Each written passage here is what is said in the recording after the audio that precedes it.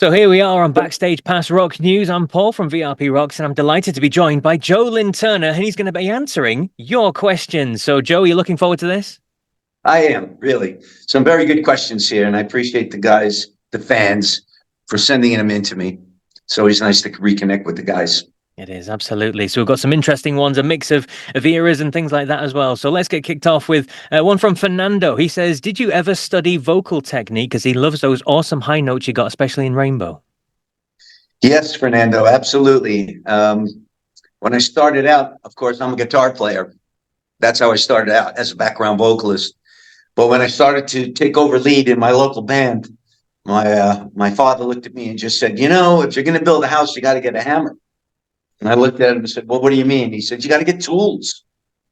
I said, yeah. He says, you got to get voice lessons. So I said, yeah, you're probably right. He says, you have a natural gift, but you don't have any training. So I started looking around for a voice teacher. And I went through, I think it was about 6 voice teachers through the years until I finally hooked up with one, Martin Lawrence on 72nd Street in West End in New York City. That changed my whole way of thinking and performing. He gave me a pyramid method where you think the note before you hit it, the way you structure your diaphragm, the way you take in air, never in your lungs, but only in your diaphragm, and you support the note.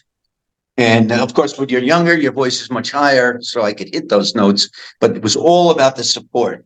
Now, Marty is not with us anymore. His son, Don, teaches. But I can tell you that he used to warm up Whitney Houston. He used to warm up Enrico Caruso when he would come to Carnegie Hall. I sent Bon Jovi to him. Okay, because John had called me way back when and said, do you know anybody really good? And I said, this is the guy, Martin Lawrence, and so many other really popular, great vocalists that have gone to Martin. And now Don took his place with the same traditional, sort of pyramid program that I call it the pyramid because the notes get smaller as you go up. It's a whole way of thinking and supporting. So Fernando, yes, absolutely. It's the same with anything, Fernando. I mean, you have a natural ability, but get a hammer if you're going to build a house.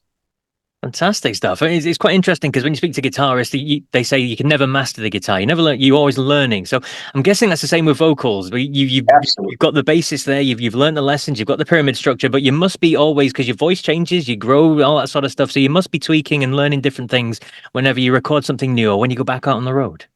Absolutely. Look, it's no secret. As we get older, there are a few anomalies, like my brother Glenn Hughes, who is an anomaly.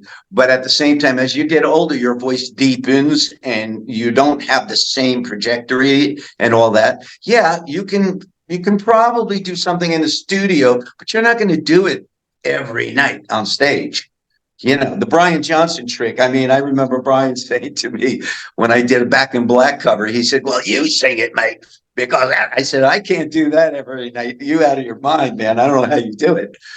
That's just a whole nother way of doing it. So your voice does change, and I'm trying to sort of age gracefully. So I try to keep it in the right keys and sing the right melodies that are going to make me sound good.